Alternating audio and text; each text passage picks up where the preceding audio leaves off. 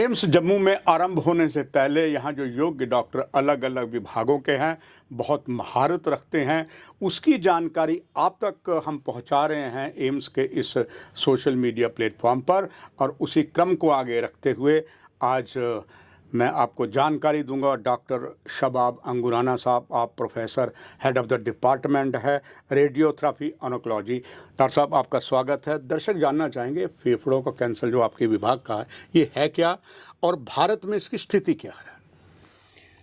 Sir, lung cancer means कि हमारे normal lung का टिश्यू जो है उसके सेल्स का एक लाइफ साइकिल होता है नॉर्मल। वो ग्रो करते हैं, मल्टीप्लाई करते हैं, डिवाइड करते हैं and then they die out. उसको हम लाइफ साइकिल बोलते हैं एक सेल का। जब वो साइकिल ख़राब हो जाता है because of some changes cells में, वो सेल्स ना क्या होता है कि they keep on dividing, they become immortal and uncontrollable जो है उनकी ग्रोथ होती है। तो वो हमारे शरीर में, हमारे फेफड़ों में एक मास बनाता है जिसको हम लंग कैंसर बोलते हैं। इंडिया में at this point of time lung cancer का जो इंसिडेंस है या बर्डन जो कैंसर का है, लंग कैंसर का, वो चौथे नंबर पे आता है। और ऑलमोस्ट 75,000 केसेस हैं जो लास्ट ईयर रिपोर्टेड हैं, जो Indian council of medical research है जो ये सारी जांच करती है कि इंसिडेंस ऑल ओवर इंडिया में कितना है।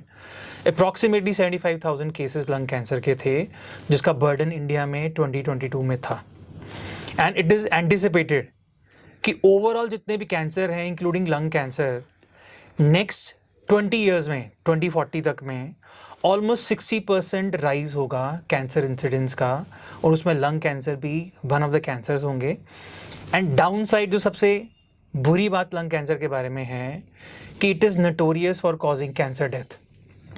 इंडिया में द कॉमनेस्ट कैंसर जो मेल डेथ कॉज करता है that is lung cancer. It's male and female में डॉक्टर साहब बराबर ही होता है? मेल में द इंसिडेंस हायर साइड पे होता है, फीमेल में इंसिडेंस कम होता है। उसके काफ़ी सारे रीजंस हैं जी। वो रीजंस मैं आपको एक एक करके बताऊंगा सब्सिक्वेंटली। डॉक्टर साहब, खास करके ये दर्शक ज़रूर जानना चाहेंगे किन किन कारणों से ये फेफड़ों का कैंसर या लंग कैंसर होता है? सर, लंग कैंसर का सबसे कॉमनेस्ट रीज़न और जो कॉज है दैट इज स्मोकिंग। अब स्मोकिंग के भी दो टाइप्स होती हैं जी। एक है active smoking. Active smoking means कि एक स्मोकर बैठा है, वो स्मोक कर रहा है सिगरेट को, सिगार को, पाइप को, so that is active smoking. दूसरा टाइप ऑफ स्मोकिंग हो गया पैसिव स्मोकिंग, कि जैसे अगर एक रूम में 3 या 4 लोग बैठे हैं, एक स्मोक कर रहा है एंड वो स्मोक जब बाहर फेंकता है तो वो जो बाहर की स्मोक है वो बाकी के जो लोग उस कमरे में बैठे हैं वो उसको इनहेल करते हैं, दैट इज पैसिव स्मोकिंग। तो चांसेस एक्टिव स्मोकर को भी कैंसर होने के, लंग कैंसर के होने के हैं। And the second thing is जो पैसिव स्मोकिंग कर रहे हैं उनको भी चांसेस रहते हैं लंग कैंसर होने के। डिफरेंस क्या है? जो एक्टिव स्मोकिंग करेगा उसको 15 to 30 टाइम्स ज़्यादा चांसेस लंग कैंसर होने के, लेकिन जो पैसिव स्मोकिंग करते हैं उनको अप्रॉक्सीमेटली 5 to 10% टाइम्स चांसेस होते हैं लंग कैंसर होने के। स्मोकिंग को छोड़ के देयर लॉट ऑफ केमिकल्स जिसकी वजह से लंग कैंसर होता है। जो लोग शिपयार्ड इंडस्ट्रीज में काम करते हैं, माइनिंग में काम करते हैं, ओर्स में काम करते हैं जी। तो एक गैस होती है रेडॉन जो यूरेनियम से निकलती है, that is considered to be one of the very important causes of cancer lung.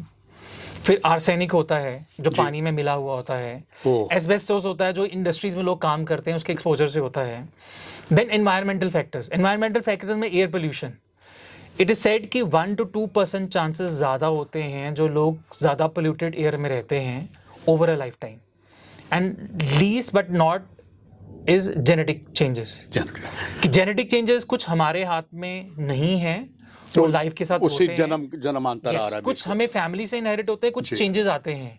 So 1 to 2% जो लंग कैंसर है उसमें चांसेस होते हैं कि वो जेनेटिक इनहेरिटेंस भी हो सकता है। जो जेनेटिक चेंजेस यूजुअली हमारी बॉडी में होते हैं over a life time, that is also one of the reasons कि लंग कैंसर हो सकता है। डॉक्टर शबाब अंगुराना साहब, इस कार्यक्रम में एम्स के माध्यम से बता रहे हैं आप भी अपने दोस्तों के साथ या परिवार के साथ कभी फिल्म देखने जाते हो, फिल्म जब आरंभ होने से पहले ज़रूर इसी के लिए बताते हैं कि cigarette smoking is injurious to health. ये प्रमाणित करता है कि भारत सरकार भी बहुत चिंतित है। आप सरप्राइज होंगे सर कि इंडिया जो है it is the second largest consumer of tobacco products and it is the third largest country in the world to produce this tobacco. Doctor साहब, इसके लक्षण जो हैं वास्तव में क्या होते हैं और पेशेंट को कब पता लग जाता है कि उसमें सिम्टम है? ये सब अब लंग कैंसर में क्या होता है कि जब अर्ली डिजीज़ होता है तो symptoms usually majority of the time आते नहीं हैं, ठीक है। अगर आएंगे तो यूजुअली क्या होता है कि डिजीज़ एडवांस स्टेज में होता है। The second very important fact is कि लंग कैंसर के सिम्टम्स बिल्कुल सेम होंगे जैसे आपको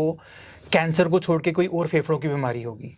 जैसे अगर सपोज आपको ब्रोंकाइटिस है, आपको अस्थमा है, आपको निमोनिया हो गया, आपको ट्यूबरक्लोसिस हो गया, आपको कोई और इन्फेक्शन होगी, तो सिम्टम्स ऑलमोस्ट सेम होते हैं जो लंग कैंसर में होते हैं। आपको थोड़ा विजिलेंट रहना है, और कोई भी चीज़ अगर आपको लगता है कि सिम्टम्स परसिस्टेंट हैं, 4 हफ्ते से ज़्यादा हो गया है और उनका समझ नहीं आ रहा या उसका डायग्नोसिस नहीं बन रहा, तो अब कैंसर के बारे में सोचना ज़रूरी हो जाता है, स्पेशली डॉक्टर के लिए। तो कॉमनेस्ट जो सिम्टम्स होते हैं यूजुअली क्या होता है कि ड्राई कॉफ हो गया आपको, या बलगम आना शुरू हो गई कॉफ में, इंक्रीज हो रही है टाइम के साथ में, आपको उसमें ब्लड आना शुरू हो गया जिसको हम हेमोप्टिसिस बोलते हैं, आपको शॉर्टनेस ऑफ ब्रेथ हो रही, सांस लेने में प्रॉब्लम हो रही है आपको, ठीक है, उसका रीज़न नहीं पता चल रहा आपको, ठीक है, आपको चेस्ट में पेन हो रही है, लेफ्ट साइड हो सकती है, राइट साइड हो सकती है, बैक में हो सकती है, ऊपर हो सकती है। सो ये सारे एक सिम्टम्स जो हैं they are similar to what बाकी बीमारियों में होते हैं, बट अगर परसिस्टेंट हैं, 4 हफ्ते से ज़्यादा है और आपका डायग्नोसिस नहीं बन रहा, तो आपके डॉक्टर को और आपको विजिलेंट रहना है कि ये एक रीज़न हो सकता है कि फेफड़ों का कैंसर इनिशियल स्टेजेस में हो या वो बन रहा हो, तो उसके लिए प्रॉपर इन्वेस्टिगेशन और डायग्नोस करना बहुत ज़रूरी है, उसको लेट गो नहीं करना चाहिए। इसीलिए डॉक्टर साहब, डॉक्टर शक्ति गुप्ता जी उसकी पूरी एम्स की कमान कर रहे हैं, उनके भी हम धन्यवाद ये कि ये चीज़ें बता रहे हैं आपके माध्यम से। ये चीज़ बहुत ज़रूरी है क्योंकि जिस तरीके का फेफड़ों का कैंसर है, लंग कैंसर है। अब डॉक्टर अंगुराना साहब, ये जानना चाहूँगा दर्शकों के लिए एक और बड़ा महत्वपूर्ण, फेफड़ा का जो कैंसर है इसको हो गया, इसका रिस्क कैसे कम हो सकता है और इसका ट्रीटमेंट आपके माध्यम से क्या होगा एम्स में? सर देखिए, मैंने जैसे आपको पहले बोला कि स्मोकिंग एक सबसे बड़ा रीज़न है लंग कैंसर होने का। So the best thing is कि आप स्मोकिंग ना करिए। अगर आप स्मोकिंग कर रहे हैं then at the earliest you should think of कि you quit smoking. The third thing is कि जेनेटिक फैक्टर्स, जैसे मैंने पहले कहा, आपको फैमिलीज़ में या आपकी लाइफ बॉडी में लाइफ टाइम चेंजेस जो होते हैं वो तो आपके हाथ में नहीं है। द थर्ड थिंग इज़ कि अगर आपको एक्सपोजर केमिकल्स का ज़्यादा है, जैसे रेडॉन का, एस्बेस्टॉस का या आर्सेनिक का, तो आपको वो गवर्नमेंट की काफ़ी सारी रेगुलेशंस आ गई हैं अब। तो काफ़ी सारी गवर्नमेंट रेगुलेशंस में क्या है कि उसमें मेजरमेंट है, सो आपको एक्सपोजर कम होता है। सो ये थोड़ी सी चीज़ें करने से आप कैंसर फेफड़ों का होने से वंचित हो सकते हैं।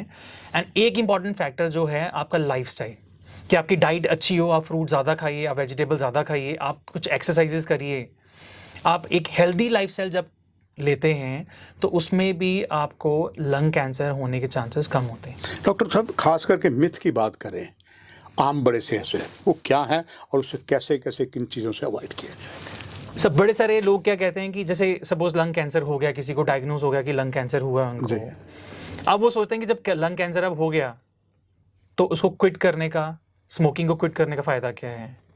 बट मैं दर्शकों को ये बताना चाहता हूँ कि जब आप लंग कैंसर डायग्नोज होता है और आप ट्रीटमेंट करते हैं, अगर आप स्मोकिंग करते हैं साथ साथ में, आपको बेनिफिट ऑफ ट्रीटमेंट जो है इट इज़ रिड्यूस बाय 50%। मतलब अगर आपका डिजीज़ इनिशियल स्टेज में पता चलता भी है और आप क्योरेबल डिजीज़ है तो आप इनक्योरेबल हो जाओगे,